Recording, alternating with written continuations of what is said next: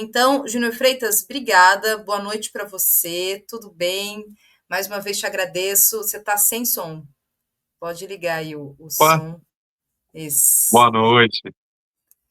Júnior, obrigada mais uma vez, então, por estar aqui comigo, né? Aqui, seja bem-vindo ao Cultura Brasileira. Vamos conversar, trocar ideia aqui de vários assuntos, né? Porque você, além, assim como a Renata, atua em várias frentes, então vou até apresentar o Júnior aqui para vocês. Ele é ativista político, militante de esquerda, rapper, motoboy há mais de 2 décadas. Ele se destaca com uma postura combativa contra a oposição e ele atua agora também, né, junto dos entregadores por aplicativos e também defende a regulamentação dos mototaxistas na cidade de São Paulo.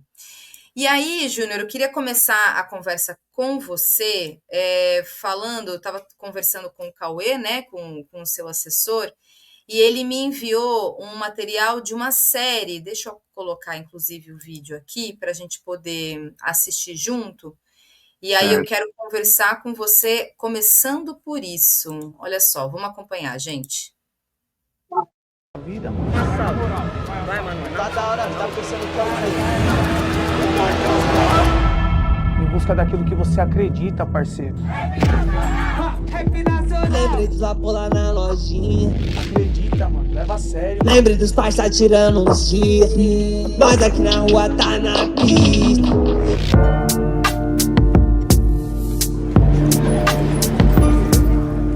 Ai, mãe, eu tô estudando, mas tá bem puxado. Porque tem que olhar os meninos. Tem irmão mais velho, tem que ajudar a cuidar dos pequenos. Tem que trabalhar, tem escola à noite. Eu estudo no meu tempo livre, né? Mas tá difícil pra caramba. Eu tava estudando aqui e me distraí. Não te pago pra estudar, vai agora. Roubaram minha moto, caralho. O bagulho a luta é coletiva, mano. Se nós fizer individual, não vai dar porra nenhuma. Muito boa noite, Favela Godoy!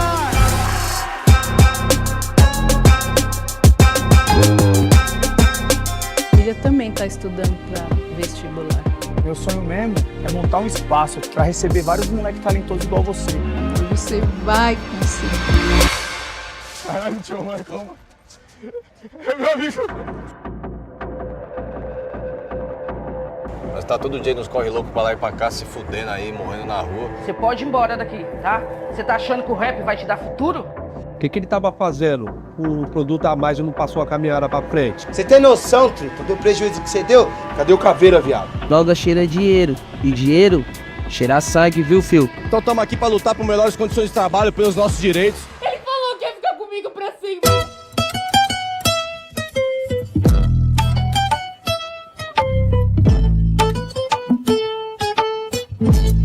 Matando 2 leões por dia.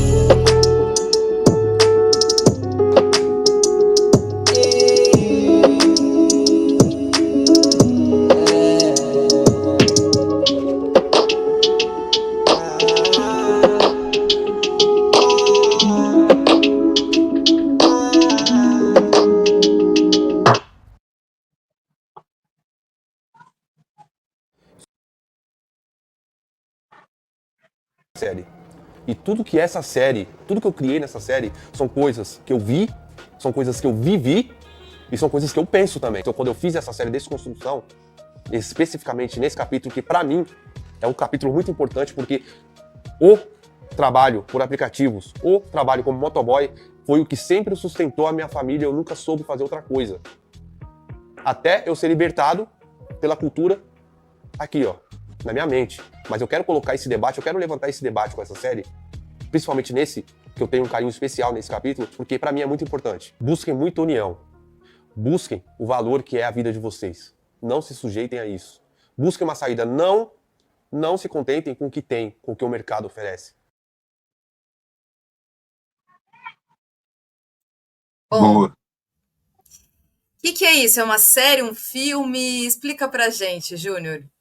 Bom, Thalita, primeiramente, boa noite, obrigado pelo convite. Satisfação poder estar aqui conversando com vocês, dialogando. Parabéns aí pelo novo programa aí, canal Cultura, para nós é muito importante, né? Você abrir esse espaço, eu fiquei muito feliz, eu venho acompanhando alguns capítulos que você vem dialogando, né? Eu vi que você chamou o Chavoso da USP também.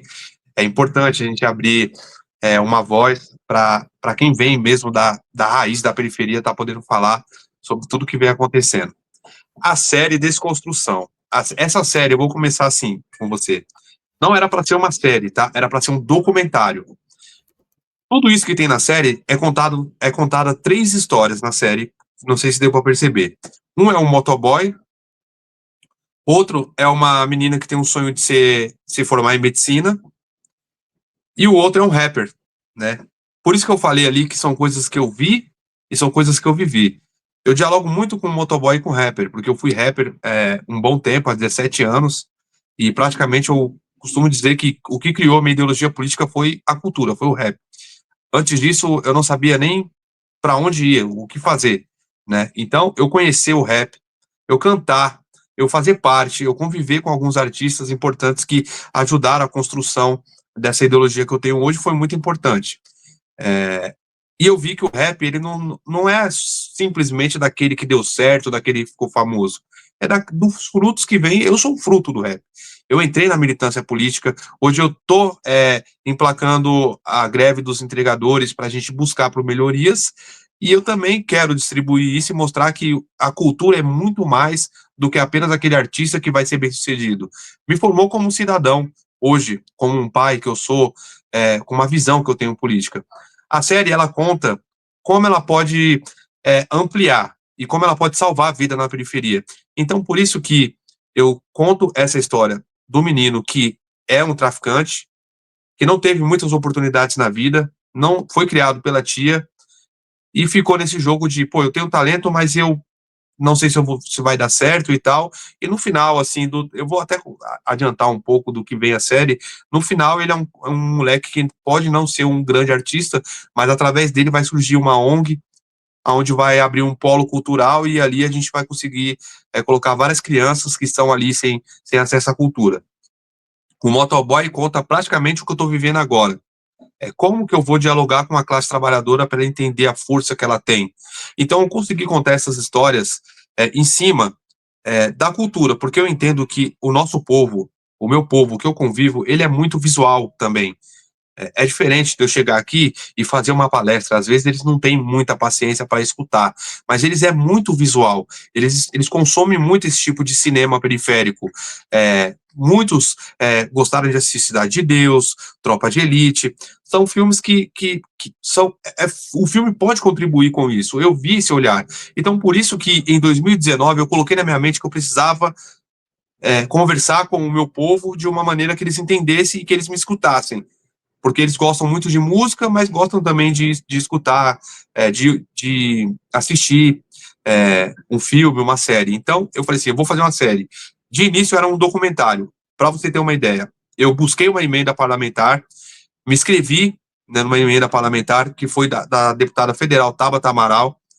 Eu entrei no meu perfil, pedi para as pessoas votarem no meu projeto, na confiança, acredite. E nesse projeto, eu coloquei que eu ia fazer um documentário. Eu precisava entregar um documentário de 20 minutos. E era só um documentário. E eu recebi verba para fazer um documentário. Mas eu não estava contente com isso. Então eu resolvi ir mais além. O que você viu aí foi atuações de atores e tal. Então eu consegui pegar essa verba, distribuir na quebrada, fiz com que pessoas acreditassem nesse projeto, entendessem que não ia dar para receber muito, mas ia receber ali um dinheiro que pelo menos ia ajudar. E também eu estava tentando abrir todos os atores da quebrada ali que eu conheço, que buscam uma oportunidade. Então, eu uni tudo isso e fiz uma série, uma espécie de piloto. É um capítulo piloto, esse de 50 minutos, sendo que a minha obrigação era entregar apenas 20 minutos. Por quê? Porque a verba parlamentar é dinheiro do povo. E o dinheiro do povo, ele tem que voltar para o povo e tem que ser bem trabalhado. É um problema que às vezes eu vejo com a cultura. Às vezes as pessoas pensam mais em si próprio e eu poderia muito bem pegar uma câmera e 4, 5 pessoas selecionadas e fazer um documentário com fundo no estúdio. Realmente o dinheiro ia dar, eu ia pagar muito melhor todo mundo, mas eu não ia entregar para a sociedade o que eu queria. E aí eu resolvi fazer essa série. Essa série conta a história de 3 pessoas importantes que muita gente vai se identificar. E o mais importante, sim trazer o meu público para esse debate, mas é mostrar e desconstruir a narrativa que hoje a extrema-direita tem. Porque um desses capítulos fala sobre meritocracia. Será que a meritocracia existe? Então hoje se vende na sociedade que se você luta, você conquista. Só que a gente está ignorando o problema que as pessoas reais têm na periferia. Como uma pessoa que tem que trabalhar, tem que cuidar dos filhos, que passa por inúmeros problemas, como a Débora passou nesse capítulo, nesse episódio, e está pronta para fazer uma prova para passar na medicina, sendo que ela vai competir com um cara que tem todos os privilégios. A meritocracia não existe enquanto houver desigualdade social. Mas é difícil falar isso porque as pessoas com narrativas, elas querem desconstruir isso que a gente quer passar.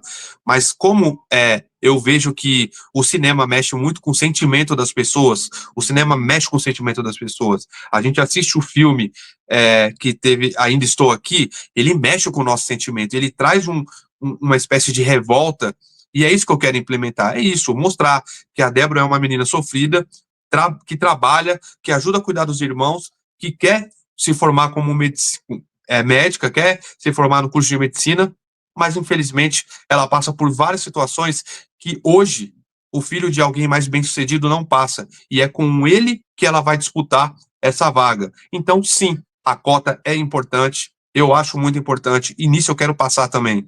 Assim como os trabalhadores e a organização dos trabalhadores, é mostrar que a gente pode reverter a situação e que o poder tá na mão dos trabalhadores, não é da empresa que está ditando as regras hoje. Então, é isso. O meu sentimento é querer mostrar um pouco um sentimento e me chacoalhar um pouco o nosso povo e desconstruir a narrativa que a extrema-direita tem da meritocracia, que é se tu luta, tu conquista. E você disse que na periferia as pessoas elas se mobilizam muito, assim, quer dizer, o cinema ele é uma arte que as pessoas se interessam. Você percebe isso a partir da sua experiência? Muito. O que não chega para nós. Infelizmente, hoje a cultura ela ainda é muito centralizada. Ela está mais no centro expandido ali. Parece que ela, às vezes ela é um pouco cooptada por grandes empresas. E, cara, eu vejo pessoas na quebrada fazendo cinema, gostaria de ter uma oportunidade. Eu vejo pessoas que se formam para ser filmmakers, diretores, produtores, mas essas pessoas, falta oportunidade para essas pessoas. E eu acho que realmente a cultura deveria olhar mais por esse lado e levar mais isso para a periferia. Então, eu peguei isso e estou tentando fazer isso com pouco tempo que eu tenho, com as condições precárias que eu tenho. Não tive um investimento como essas empresas grandes no mundo do cinema têm, mas eu acredito muito nisso. Existe muito talento a ser descoberto na quebrada, na periferia. Eu, inclusive, foi muito engraçado porque de última hora um rapaz faltou para fazer a cena, para ser um dos atores da série, e aí, de repente, eu olhei pro lado, eu vi um amigo meu, falei, cara, você não quer atuar? Pô, eu nunca atuei e tal. Cara, ele foi um dos melhores, assim, para mim. Eu falei, cara, você tem um talento escondido aí que você tem que trabalhar isso. Mas como a gente vai descobrir isso se a gente não dá a oportunidade? E, cara, todo mundo que assiste fala, cara, esse aí é ator profissional. Eu falei, não, esse não é, esse aqui apareceu de última hora. Então, a gente precisa investir mais na cultura, porque o nosso povo consome muito, mas o maior problema de tudo é isso, Thalita. A gente consome, mas a gente não faz parte, e a gente precisa criar também. A gente não é só consumista, chega de ser só consumista, a gente tem que fazer a arte, a gente tem que fazer acontecer. Tanto que a música hoje, se você olhar o funk, o trap, o rap, são músicas periféricas, com bem menos investimento que, por exemplo, o sertanejo tem, e são músicas que disparam, que tomam o Brasil inteiro, o mundo inteiro. Então a cultura periférica ela é muito forte, ela se sobressai com muito pouco, desde os anos 90, dos anos 80, quando tinha um rap, quando você tem um Racionais, na onde uma época era totalmente monopolizado por grandes gravadoras e a grande mídia, não existia internet, mas eles viraram um fenômeno porque não tem como segurar a cultura periférica. Ela é muito forte, o que falta é oportunidade. E infelizmente hoje no cinema, eu ainda acho que ele está muito centralizado. E eu tenho uma crítica a fazer com isso, eu tenho uma crítica até política, e gostaria que isso avançasse, porque realmente eu acho que o dinheiro investido na cultura tem que vir mais para a periferia, mas tem que ser trabalhado por pessoas sérias. Eu contei essa de que eu não tinha dinheiro para fazer um capítulo de 50 minutos com atores, com toda a produção que eu fiz. Eu não tinha dinheiro, eu fiz, porque a gente precisa também, como gestor, ter responsabilidade com o dinheiro público e realmente entregar. E eu falo isso porque quando eu era músico, que eu fazia rap, eu já participei de vários eventos bancados pela prefeitura, aonde a gente via que não tinha uma estrutura como deveria ter, não tinha uma divulgação, e muitas vezes o artista vai numa casa de cultura cantar para 2, 3 pessoas, e aí isso acaba desanimando, sabe, o artista. Não é só pelo dinheiro que a gente faz, a gente quer mostrar a nossa arte também, só que para isso a gente tem que fazer um bom trabalho, e essa é a minha crítica, tem que trazer mais para a periferia, e os gestores têm que ter mais responsabilidade com o dinheiro público e entregar mais do que realmente ele prometeu entregar, como eu fiz nessa série. Tem uma coisa que você trouxe, inclusive, acho que a partir de uma avaliação, né, que você tem, a partir da sua vivência, e eu te acompanho já tem um bom tempo, inclusive, e sei da sua militância política, né, que é esse avanço desse pensamento da meritocracia e, portanto, neoliberal, e que até a Renata, que estava aqui também, ela falou sobre isso, né, a respeito da juventude do funk. Eu queria te ouvir sobre como é que você percebe isso, né, na periferia, na onde você vivencia, e o que resulta em resultados eleitorais de termos personagens, figuras da extrema-direita sendo eleitas, quando, por exemplo, você que se colocou também como candidato e acabou, lamentavelmente, infelizmente, né, não sendo eleito, mas a gente tem pessoas assim extremamente ignóbeis, estúpidas, que estão fomentando o ódio, levantando bandeiras como do nazismo, como a misoginia, a transfobia, enfim, tudo que a gente sabe que a extrema-direita representa, mas elas estão sendo eleitas, né? Sim. E você faz esse enfrentamento, porque eu conheço o seu trabalho.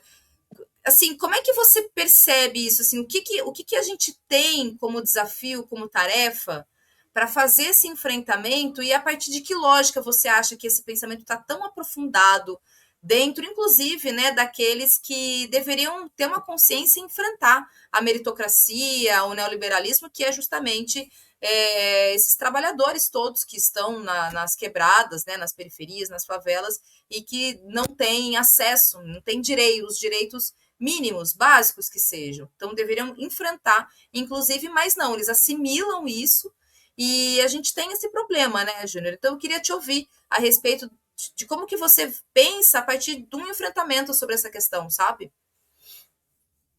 Assim, é complexo, essa resposta é realmente complexa, mas dá para buscar alguns caminhos. Por exemplo, vamos supor que hoje nós estamos em um momento muito diferente do que era em 2000, que foi a virada praticamente foi a virada onde a esquerda conseguiu sobressair e a gente conseguiu conquistar ali muitas coisas. O que está acontecendo hoje, que a gente vê muito esse avanço da extrema-direita nessa juventude, eu posso dizer essa juventude porque pessoas de 20, 25 anos não viram muito do que aconteceu nos anos 90 e qual foi a mudança dos anos 2000 com a política de esquerda implementada pelo PT naquela época. Eles vieram numa época onde houve muito massacre da esquerda. Por exemplo, pessoas que têm 20 anos, elas cresceram vendo muito tema sobre corrupção, a mídia bem orquestrada para derrubar a esquerda e falando muito, massacrando muito a esquerda. A direita se apropriou disso e entendeu o que estava acontecendo no momento e ela avançou rapidamente. Ela entendeu mais o contexto atual. Tanto que hoje não temos líderes, novos líderes de esquerda. Temos poucos, não que nós não temos. Temos. Na política institucional, tem alguns casos, exceções, como o Renato Freitas, que é um político que deveria ter mais acesso, deveria ter mais valorização da esquerda e não tem. Hoje a gente praticamente está preso na figura do Lula para derrotar a extrema-direita. Isso é fruto daquilo que a gente não entendeu como mudou, como as coisas mudaram rápido. Essa geração agora, ela é geração tecnológica. Então, dominar as redes sociais foi muito importante, coisa que a gente não fez. Infelizmente, a gente viu eles ultrapassarem e conseguiram isso. Quando, por exemplo, eu levanto uma denúncia contra o MBL, que eu vi vocês falando do MBL, olha como o MBL sabe trabalhar muito bem as redes sociais e trabalhar suas narrativas. Eles fazem uma lei anti-Oruan, usando o nome de um jovem que hoje é um fenômeno na música, tem muitos seguidores, então eles usaram isto como uma narrativa muito superficial, avançaram com isso, enquanto a esquerda não consegue combater isso. Por quê? Porque a minha linha, o meu pensamento, não é... A gente se defende muito, então por isso que eu ataco muito. Eu sou uma esquerda que ataca, né? Então, às vezes eu posso ficar aqui falando 1000 coisas para defender a extinção dessa lei anti-Oruan, mas em vez disso, eu tenho que tocar na ferida deles, que é os que eles sabem fazer de melhor, e é o que eu entendi. Então, já que eles falam que o funk é um ritmo musical que quer atacar a integridade da família tradicional, que quer levantar a bandeira do crime, eu ataco que eles são criminosos. Então a gente tem que expor. Só que o deles vai proliferar muito mais, porque eles têm uma rede bem orquestrada, coisa que a esquerda não tem. Então, quando eu levanto que o MBL tem um integrante nazista, e quando o Glauber também vai lá no plenário e levanta que o MBL tem um integrante nazista, infelizmente, uma boa parte da esquerda ignora. Está falando sobre outras pautas, enquanto eles avançam. Então, eles avançam em bloco e nós vamos avançando individualmente. E a narrativa deles chegam primeiro, mais rápido, consequentemente, chegam numa quebrada muito mais rápido. Então, trabalhando com aquela lembrança que quando a pessoa tinha, sei lá, 12 anos, ela assistiu o Jornal Nacional o tempo todo falando que a esquerda é corrupta, que a esquerda afundou o país, juntando com essa narrativa que chega primeiro da extrema-direita, eles têm tendência a acreditar mais nisso. E aí eles conseguem manipular a narrativa, e aí acaba vencendo a gente no cansaço. Quando, na verdade, muita gente não sabe que o MBL, há pouco tempo, estava passando pano para um integrante deles que é nazista, que indicou página de nazista nas suas redes sociais. Eles não sabem. Se eu chegar lá, eles não sabem. Eles sabem que existe uma parlamentar que está batendo na lei anti-Oruan com a narrativa que está combatendo o crime organizado, que muita gente da periferia também não concorda com o crime, não gosta do crime, e também quer combater o crime, porque a periferia também sofre com a criminalidade. Só que eles não sabem que essa mesma pessoa que está dizendo que está combatendo o crime passa pano para nazista, tem nazista infiltrado dentro do próprio movimento. Então, como que a gente vai fazer chegar? Se a gente se unir e entender. Só que, infelizmente, na minha visão, hoje, quem está no poder da esquerda hoje são pessoas mais velhas, que não abrem muito espaço para novas lideranças surgirem e não apoiam novas lideranças, ajudando com que essas pessoas venham com uma mente diferente, uma mente mais atual do que está acontecendo, porque a internet hoje é o que está movimentando o mundo. Todo mundo está com a internet, todo mundo hoje abre a internet e vai se atualizando pela internet. Não é nem pela imprensa tradicional mais, a imprensa tradicional ainda tem um público que consome isso, mas é a internet. Então a gente tem que dominar isso. Outro assunto que a gente tem que fazer, outra atitude que a gente tem que ter, é voltar para a base. E quando fala voltar para a base, é uma frase muito, muito falada, só que isso tem um preço. A gente tem que voltar para a base e dialogar com aqueles que não acreditam na nossa ideologia. Eu peguei o movimento do break, dos apps, e todo mundo sabe que a grande maioria dos entregadores de aplicativo, eles também têm uma tendência voltada à direita. Eles também votam no Pablo Marçal. Eles acreditam muito mais na direita do que na esquerda, porque são muitos jovens que também nasceram em uma época diferente. Eles conhecem a política a partir do que eles viram, como eu te falei, a mídia massacrando a esquerda, aí eles cresceram um pouco mais e abraçaram essa narrativa, que é uma narrativa de um caminho mais fácil. Não existe um caminho mais fácil. A gente só vai conquistar com muita luta. Mas para eles não querem ouvir isso. Eles querem um caminho mais fácil. Todo mundo quer um caminho mais fácil. A vida está passando muito rápido. Então eu vou lá, dialogo com eles, converso com eles. São de esquerdas. Eu tenho pessoas que estão do meu lado, que me ligam todo dia, me ajudando me ajudando a continuar com esse break, a ir com esse break no dia 31, que são de direita. Votam no Bolsonaro, gostam do Nicolas Ferreira. Só que quem tá do lado dele sou eu. E são pessoas que já estão falando para mim, cara, você é foda, você tá aqui com nós, tá lutando com a gente, mano, e realmente pode contar com a gente, JR. Se a gente for para cima, se você não abandonar nós, então é isso. Eu tô tentando trazer o meu partido para essa luta também, independente de qualquer coisa, e não é da noite pro dia que a gente vai conquistar a mente dessas pessoas, é com muito trabalho, porque veja só, é uma coisa muito interessante que você falou. Lucas Pavanato foi um dos vereadores mais votados. Quando eu entrei no movimento, quando o movimento surgiu, foi numa época que eu estava cuidando dos meus filhos, porque era férias, a minha esposa estava trabalhando, então eu tive que sair da rua, como eu trabalho por aplicativo, eu tinha essa flexibilidade de cuidar. E rapidamente estourou a greve e o Pavanato tomou conta da greve. Então eu vi o Pavanato junto com os entregadores de aplicativo como se fosse um deles, e não via ninguém da esquerda. Então, eu fui obrigado a fazer várias manobras para pegar e fazer parte. Só que eu não cheguei lá e falei, ó, é o seguinte, esse cara aqui vai abandonar vocês. Esse cara aqui só quer like. Esse cara aqui não tá nem aí para a luta. Esse cara aqui só tá trabalhando para as empresas de aplicativo. Eu não falei nada disso. Eu, mesmo não gostando dele, mesmo tendo uma divergência grande com ele, eu cheguei lá e fiz a minha parte. Muita gente me criticou. Ah, por que você não expulsou esse cara? Eu falei, calma, não, as coisas não funcionam assim. O que acontece nesse dia de hoje? Ele se afastou e hoje quem tá lá sou eu. E hoje os caras tá falando toda hora, mas cadê ele? Aí hoje eu falo, bom, ele tava aqui, se ele não tá mais, é porque não é mais interessante para ele. Mas nós estamos aqui, a luta continua. Então a gente às vezes tem que ter calma também. Como eu vejo muita gente da esquerda criticando os entregadores. Ah, vocês não votaram no Nunes? Vocês não votaram no Tarcísio? Agora aguenta. Não é assim que a gente vai conquistar de novo a base. É indo para a base, é dialogando, é trabalhando e esquecendo o que passou. Porque a vida continua e a nossa luta vai continuar lá na frente.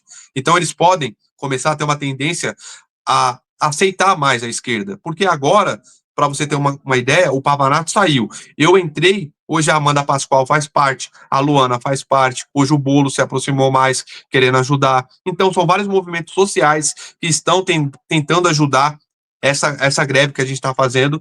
Então, é um pivô, a gente vai construir a base de novo assim, e com o público na periferia não vai ser diferente, a gente tem que se mostrar presente, e às vezes não é só dinheiro, tá, porque a gente tem essa impressão de que, como que a esquerda vai pôr tanto dinheiro igual o centro-direita coloca nas periferias, mas às vezes não é só isso, eu não tenho dinheiro, eu não estou disponibilizando dinheiro, mas eu estou usando tudo que eu tenho, contato e minha disposição, e um pouco mais de entendimento que eu tenho da luta, e um pouco de acesso que eu consegui. Então, o meu objetivo na política era ganhar? Era também, mas esse era um dos meus objetivos principais. Conseguir entrar dentro da política institucional, conseguir conhecer as pessoas e, através dessas pessoas, fortalecer a luta de base.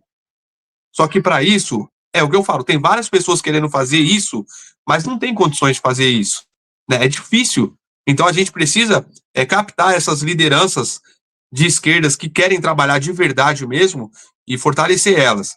Esse é o trabalho que a política institucional de esquerda hoje tem que ter. Então não adianta vir de cima para baixo, tem que vir de baixo para cima. E explica pra gente o que vai ser exatamente essa paralisação, esse break dos apps. Vai ser só na segunda-feira, dia 31? Como é que vocês estão articulando e se mobilizando? Como é que isso vai funcionar? Vai funcionar da seguinte maneira, vai ser dia 31, dia 1º, vai ter essa paralisação contra as empresas de aplicativo. A gente sabe, olha só, a gente sabe que para dar um prejuízo para uma empresa bilionária como o iFood, por exemplo, a gente teria que parar muitos dias. E as condições do trabalhador hoje não dá, porque se a gente ficar 2 semanas sem trabalhar, as contas vão chegar, o filho vai pedir comida e a gente vai precisar pôr comida na mesa do nosso filho. Mas, em contrapartida, a gente pode fazer um ato bem feito, como a gente quer fazer no dia 31, no dia 1º, para mostrar para a sociedade o que vem acontecendo com o trabalhador. E essa manifestação não foi organizada por nenhuma organização e nenhum sindicato. Ela veio organicamente dos trabalhadores. E isso é muito importante. Captar esse sentimento de revolta que hoje eles estão tendo. Porque a categoria está totalmente precarizada. Os valores pagos pelas empresas de aplicativo são muito baixos. A gente não tem direito a absolutamente nada. O entregador, quando ele se acidenta, quando ele morre, a família fica absolutamente sem nada. enquanto empresas como o iFood vêm crescendo cada vez e se tornando bilionárias nas custas do trabalhador. Então, a nossa luta é para mostrar para a sociedade e é para dar um choque de realidade no poder público, porque o poder público, de certa maneira, também ignorou. Também deixou que as empresas de aplicativos se instalassem e explorassem o trabalhador. Por quê? Porque toda vez que eu vi o poder público, o governo, tentando se aproximar da classe trabalhadora, eles viam de cima para baixo. Eles viam com uma estrutura montada e com uma ideologia totalmente direcionada. E isso não pode acontecer. O trabalhador, ele sabe o que ele quer.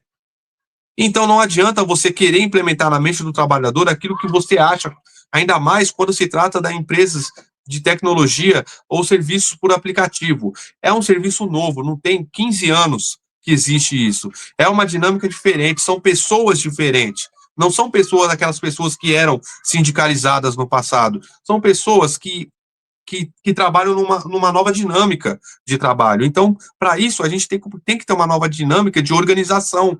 E é isso que eu estou tentando fazer. O trabalhador, ele quer ganhar melhor, ele quer ter um seguro de vida, ele quer ter condições, se sofrer um acidente, se afastar, ser remunerado. Quem não quer esse benefício? Todo trabalhador quer, mas ele já está com ele entende que existe uma segunda intenção, sempre quando vem pela parte do governo, porque o governo vem com uma solução de cima para baixo. Eu vou dar um exemplo na onde eu acho que o governo errou quando foi tentar regulamentar as empresas de aplicativo. Olha só, muitos eleitores da esquerda hoje criticam os entregadores e eles falam a seguinte frase para mim: quando o governo queria ajudar vocês, vocês não quiseram. Agora vocês estão sofrendo. Ok? Eu fiz parte da mesa de negociação durante os 90 dias no Ministério. E o que aconteceu lá? Tudo que vinha de cima para baixo. Primeiro, que quem mandava os seus representantes para regulamentar uma categoria nova que surgiu sem sindicato foi as centrais sindicais e não o próprio trabalhador.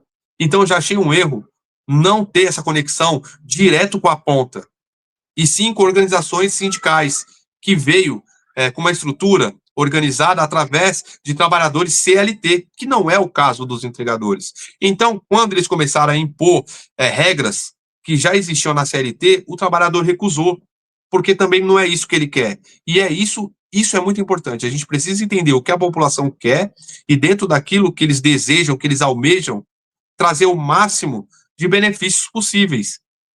Trazer o trabalhador para nós, dialogar com esse trabalhador. Se eu fosse um dono de um sindicato, eu jamais viraria as costas e falaria como todo sindicato falava na época que começou a surgir, falando para eles: o negócio é o seguinte, vocês vão se ferrar, vocês têm que continuar a CLT. Não, calma.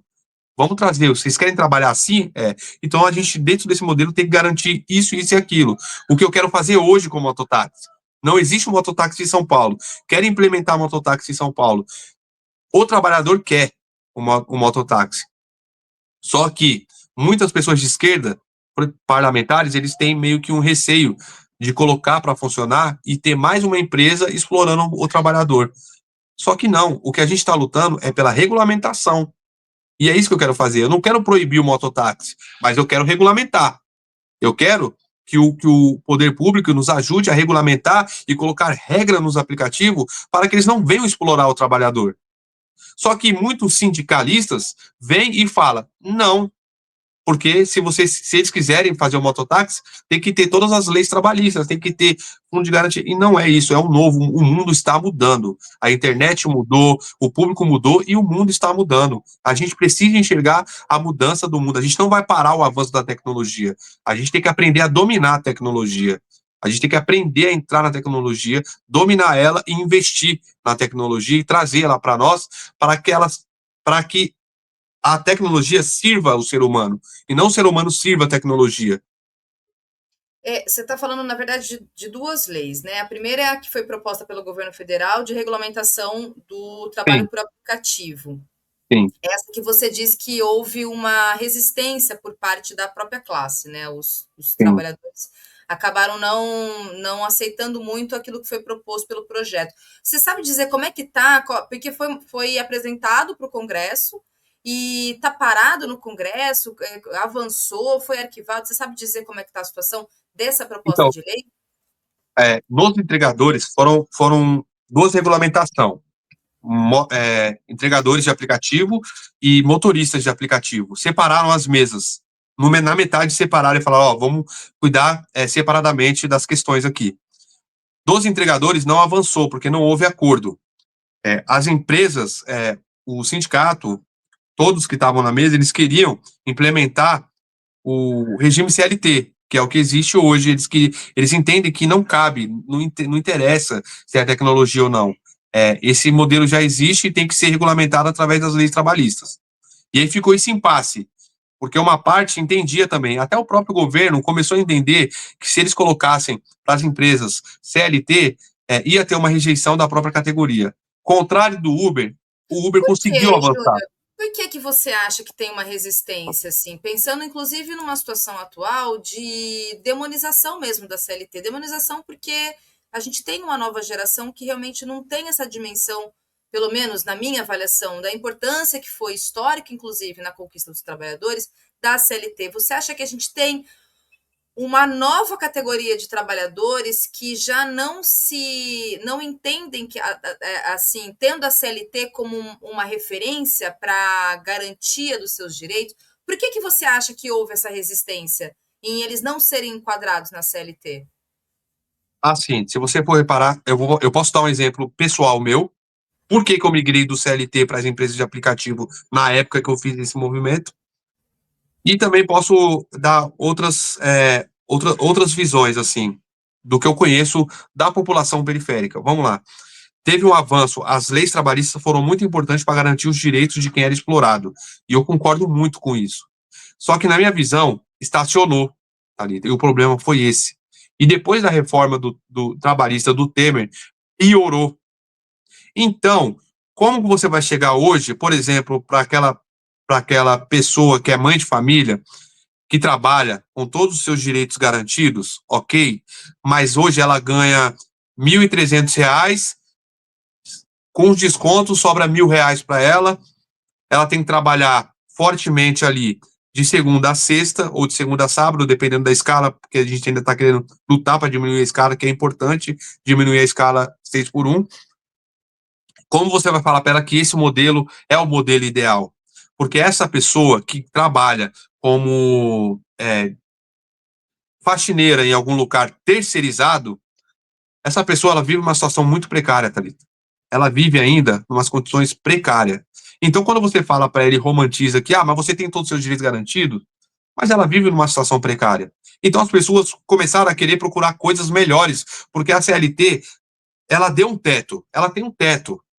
Ela tem um teto e tem muitas obrigações. Por exemplo, eu sempre falo isso, a gente costuma falar, mas espera aí, pelo menos você trabalha 8 horas, 9 horas, 8 horas garantido ali, você tem as 44 horas semanais, não pode, fora isso é exploração. Mas, gente, não é só isso. Quando você pega uma pessoa que sai 5 horas da manhã e volta para casa 8 horas da noite, tudo bem que ela trabalhou 8, 9 horas, mas para mim, essa pessoa quando sai de casa já está trabalhando.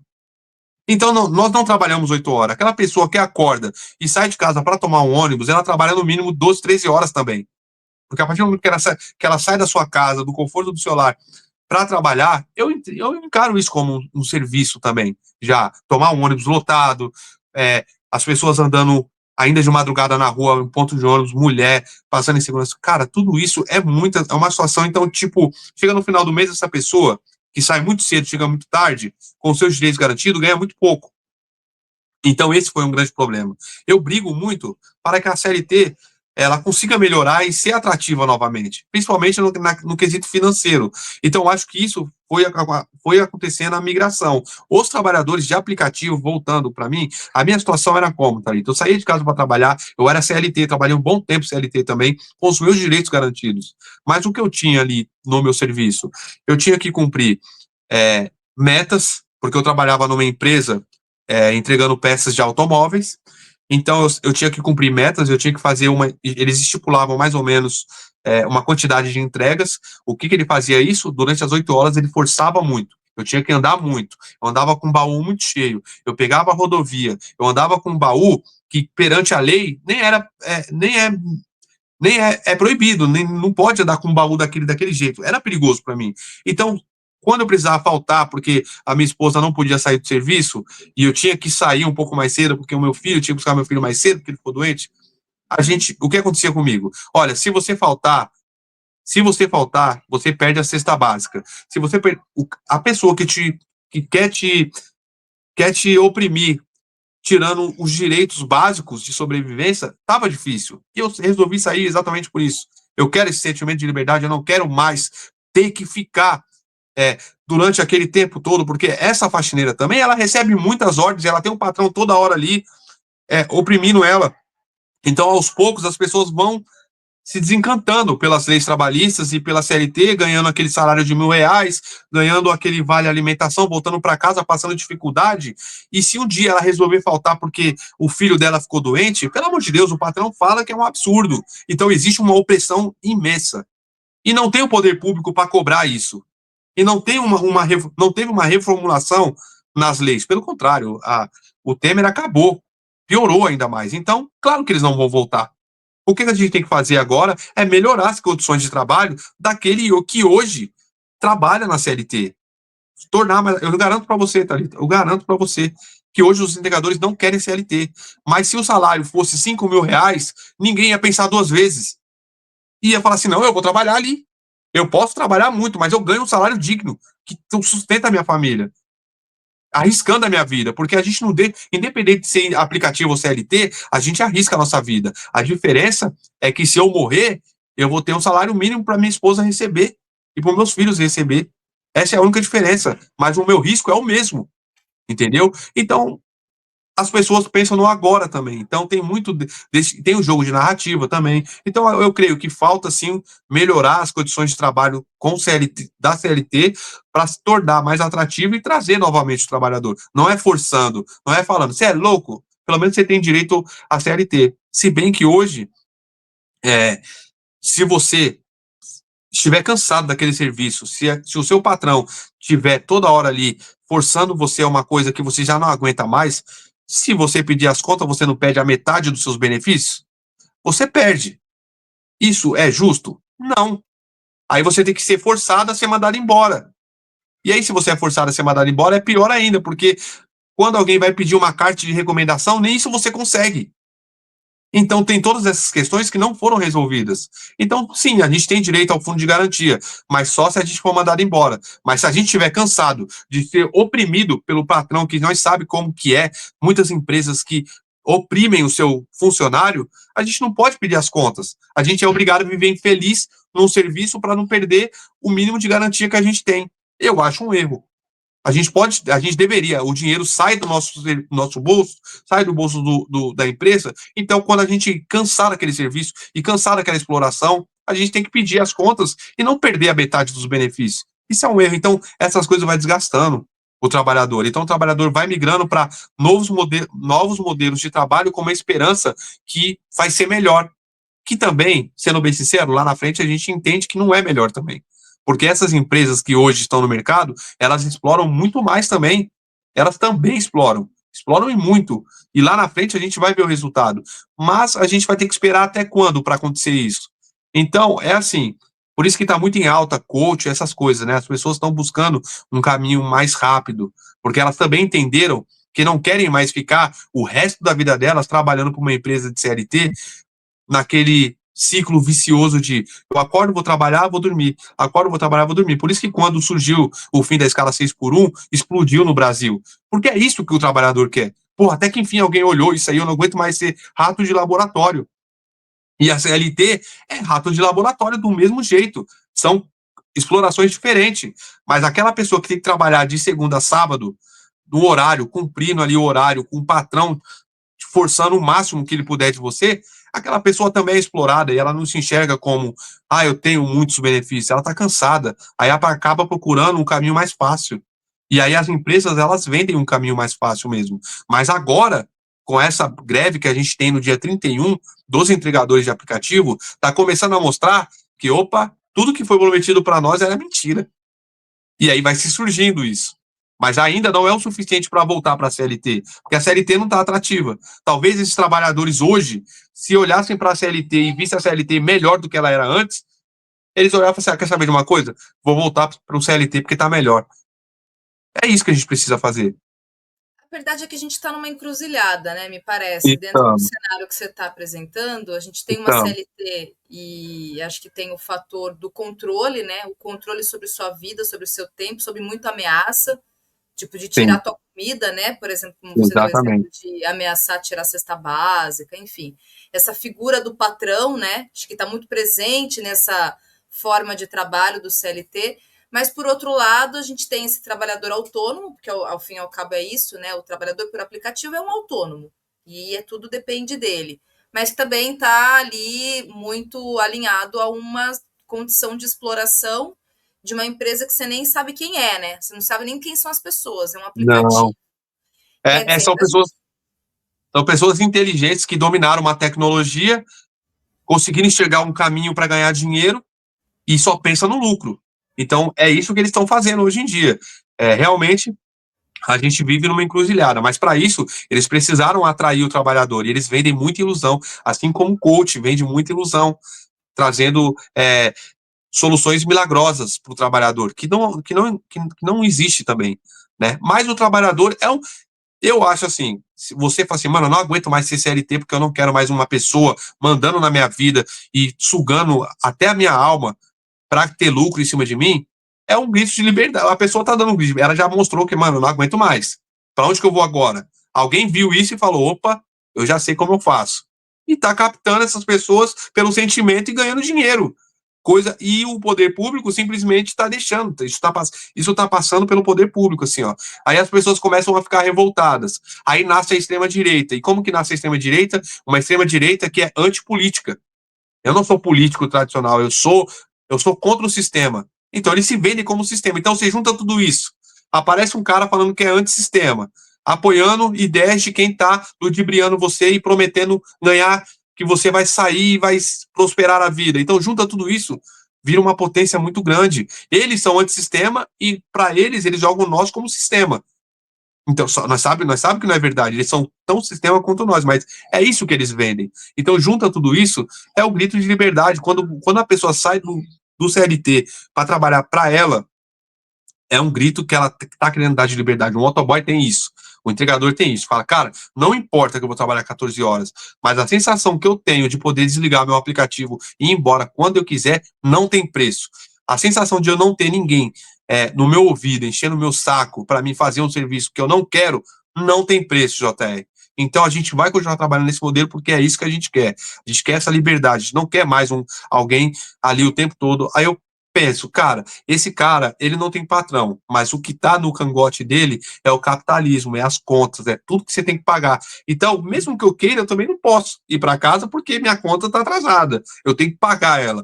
Então é meio que a gente ainda está preso nesse sistema. Poderia ser melhor se o poder público olhasse e entendesse a tecnologia atual, esse modelo de trabalho e trouxesse esses trabalhadores para construir uma regulamentação, que é o que eu estou pedindo. Regulamente o entregador, mas não venha com ideias de cima para baixo. Venha de baixo para cima.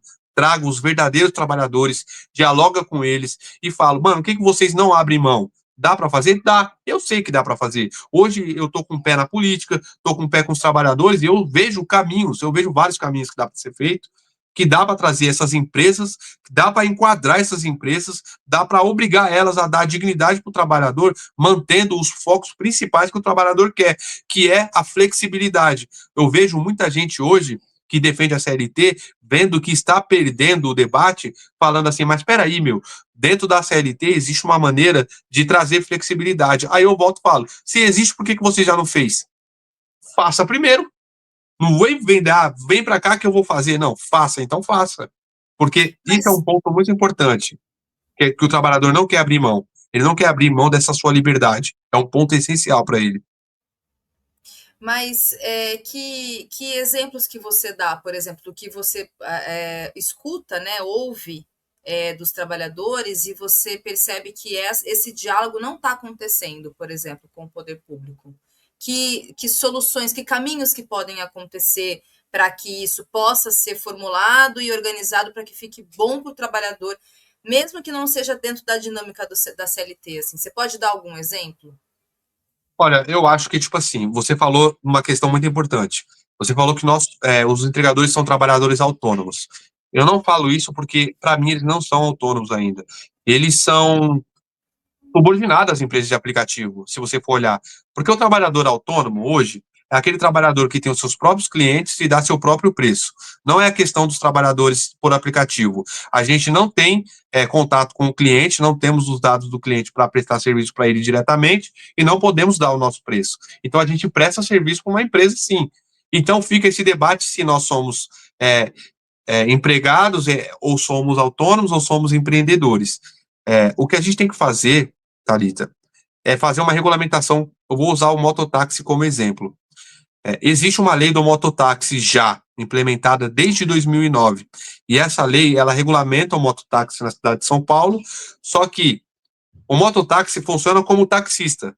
Se você for hoje, quiser ser mototáxi em São Paulo, o prefeito ele tem que abrir inscrições para vagas, para alvarás. Você vai lá, faz tudo que a prefeitura pede para você fazer, regulamenta, faz os cursos, tira o alvará. Só que depois que você pega tudo isso, você pode montar o seu ponto de táxi e pode determinar quanto você deve ganhar e você ter contato com seus clientes. Aí você é um trabalhador autônomo, aí você é um mototáxi. O que está acontecendo hoje é uma regulamentação para trabalhar para empresas de aplicativo, para prestar serviço para uma empresa privada. Por isso que esta lei não cabe, porque não faz sentido a gente fazer uma lei do mototáxi, mas não poder ter o nosso próprio ponto e não poder dar o nosso próprio preço. Só que se a gente for fazer isso hoje, não dá certo, porque as empresas de aplicativo se instalaram como aval do próprio poder público e hoje eles tomaram a demanda. Então, qual que é a opção que a gente tem? Trabalhar para as empresas de aplicativo, porque é ela que tem a demanda. Até o taxista hoje teve uma diminuição drástica, porque hoje a Uber toma conta.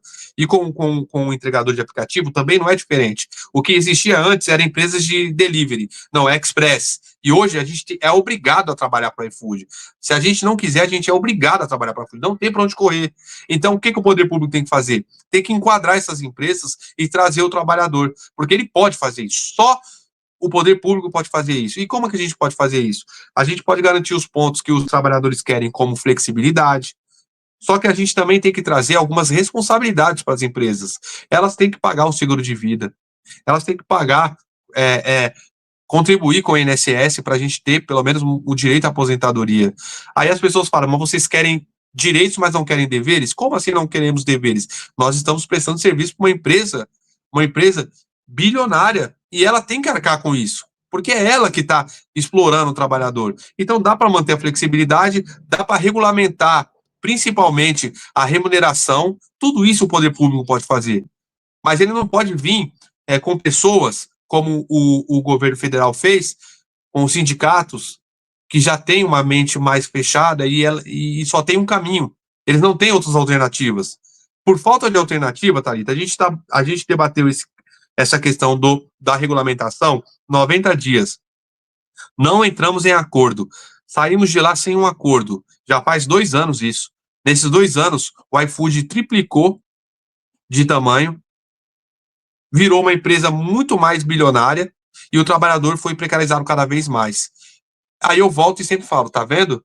Se vocês tivessem entendido e tivessem enquadrado as empresas como deveria ser, a gente não estava sendo explorado hoje. São pontos importantes. O mototáxi traz isso. A regulamentação do mototáxi, a gente colocou num projeto de lei, apresentamos na Câmara, está tramitando na Câmara, eu conversei com vários vereadores, seja de direita ou de esquerda, eu dialoguei com vários e falei, o negócio é o seguinte, o que a gente precisa é de segurança e remuneração justa, e dignidade. Eu queria muito que a gente tivesse um ponto de apoio, eu quero regulamentar o valor das corridas, para eles não ficar na mão deles, eles explorar o trabalhador, e eles têm que se responsabilizar, eles têm que dar segurança para o trabalhador, têm que disponibilizar curso gratuito, têm que disponibilizar itens de segurança gratuito. Se não, pode ir embora. Não vai fazer diferença. As pessoas falam assim, mas se eles forem, acabou o emprego. Não acabou o emprego. O cliente continua, o restaurante continua e o entregador continua. O que a gente não vai ter é uma empresa fazendo toda essa conexão, que é o que eles fazem. Eles só fazem uma conexão. Eles veem quem quer vender, vê quem quer comprar e vê quem pode entregar. Eles pegam um aplicativo, fazem a conexão e ganham muito dinheiro em cima disso. Se eles forem embora, os 3 componentes que eu falei para você continuam. alguém pode vir e assumir isso. Mas alguém que vir e assumir isso tem que cumprir, no mínimo, com algumas exigências, para não deixar explorar o trabalhador, explorar o cidadão. Mas sabe por que isso não anda? Porque as empresas ficaram tão poderosas que elas têm um lobby gigantesco dentro do Congresso. Elas pagam. Os donos da empresa de aplicativo bancam políticos em eleições. É uma marra que a gente sabe como funciona. Aí a gente precisa realmente fazer um ato muito forte para mostrar para a sociedade e para enfrentar também. A gente está enfrentando as empresas de aplicativo, mas a gente está mandando um recado para o poder público. Que se eles não entrar e se não ajudar a gente, uma hora essa bomba vai estourar. Olha, bastante esclarecedor, viu, Júnior? Mesmo. Acho que é importante. E esse break dos apps vai ser 31/1, é isso? Isso. 31/1. No dia 31, no dia 31/3, agora, é segunda-feira agora, a gente vai se reunir aqui em São Paulo, às 10 da manhã, no Pacaembu, certo? Às 10 da manhã, a nossa concentração. De lá, a gente vai para a sede do iFood, fazer um ato na frente da sede do iFood. Esse no dia 31. No dia 1º, a gente vai fazer pontos específicos de coletas, de hubs. Hubs são lugares que recebem, né, todas as encomendas do shopping, por exemplo. Para a gente não ficar andando no shopping, subindo escada, entrando em cima, eles montam um hub. Então, o restaurante pede para um funcionário deles ir até esse hub, lá eles encontram os entregadores e entregam o lanche para ele fazer a entrega, sem que ele precise subir e ficar andando dentro do shopping. A gente vai fazer paradas, vai fechar esses pontos para não sair pedidos. O que a gente pede para a sociedade, parem também, não peçam. Por favor, você que é da sociedade, não peça nesse dia. Entra com a gente. A gente está buscando melhorias, as condições, isso vai melhorar para todo mundo, Thalita. Quando você vê, tem gente que fala assim, como o entregador é imprudente, olha lá, fica andando em alta velocidade, olha o que o entregador faz, ele passa o farol vermelho, mas, Thalita, quando um cara sai de casa para trabalhar, para conseguir fazer aquela remuneração que ele pensa no dia, e quando ele começa a fazer as entregas dele, e as entregas dele são um valor baixo, e ele tem um horário das 11 às 3, de pedidos de entrega, de pico de entrega, o que você acha que esse entregador vai fazer para atingir o financeiro que ele estipulou para ele naquele dia? Ele vai correr muito, porque ele vai fazer uma entrega de R$6 e ele precisa fazer R$150 no dia. Aí ele pegou a primeira entrega, R$6, ele sabe que ele tem das 11 às 3, o que ele vai fazer? Ele vai correr muito, ele vai ficar desesperado para conseguir fazer e atingir o valor que ele precisa estipulado para conseguir pagar as contas dele. Então, quanto mais baixo é o valor, mais em risco ele fica. Ele corre mais, ele causa acidente, ele para o trânsito, ele vai lá para o sistema público de saúde, sobrecarrega o sistema público e vira um problema de toda a sociedade.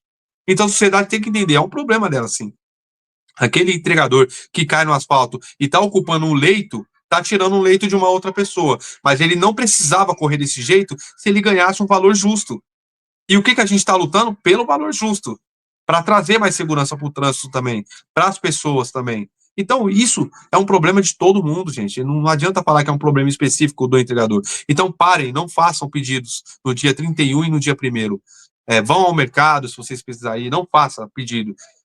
Para que os entregadores consigam entender que precisa ir para esse ato. Porque a empresa é suja também. O iFood já anunciou promoção para o dia do break. Por que eles fazem esse tipo de situação? Para incentivar o trabalhador a não ir para o ato e trabalhar nesse dia. Então, quer dizer, nos outros dias ele paga mal, mas nesse dia ele faz uma promoção e aí o cara fica assim, pô, eu estou precisando pagar minha conta de luz, vou pro break ou vou pegar essa promoção? Eu vou pegar a promoção. E é isso que eles fazem. Só que se não tiver pedido, o entregador realmente vai ter que ir para o break e fortalecer o nosso break cada vez mais, a nossa manifestação. Então, sociedade, colabore, não peçam, porque isso, no futuro, vai trazer muitos benefícios até para vocês mesmos. Então, quando você vê que o motoqueiro está estressado na rua, são vários problemas. Cara, eu sou entregador de aplicativo, são vários problemas. Muitas vezes, eu posso contar para vocês verem entender, muitas vezes eu saí de casa sem nada para comer dentro de casa, com meus filhos, e eu precisava trabalhar aquele dia para passar no final do dia no mercado para comprar alguma coisa. Só que, cara, eu tava na mão dos aplicativos. Então, se eu não trabalhar, se eu não correr, se eu não acelerar para pôr comida, meus filhos não têm o que comer à noite, gente. E qual pai de família vai deixar ele, vai arriscar a própria vida para isso? Por quê? Porque a gente ganha pouco, está na mão das empresas que estão explorando cada vez mais, e isso é uma situação difícil. Então, dentro daquele capacete ali, às vezes a gente é um pouco estressado, mas e a gente tem que ter essa calma também. Alguns extrapolam, existem sim, claro, toda profissão existe, os maus profissionais, mas muita gente, eu mesmo já passei por poucas e boas na mão dos aplicativos, e só precisando trazer naquele dia, naquele específico dia, chegar em casa com uma sacola de compras para dar para meus filhos. Então, essa é a questão. Então, entendo, vocês precisam ajudar a gente. É isso. É isso, Júnior, obrigada. Então, fazendo força aqui, então chamando as pessoas para não fazerem pedidos, então, segunda e terça-feira, apoiar o break dos entregadores.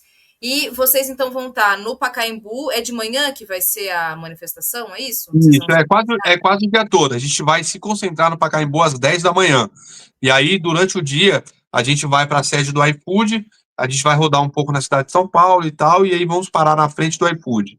Lá a gente vai pedir as nossas reivindicações e a gente espera que tenha uma adesão boa para que a mídia consiga comunicar a sociedade cada vez mais e que isso vire um tema e que o poder público olhe e fala, pô, tá na hora de ajudar, tá na hora de ajudar de verdade esses trabalhadores.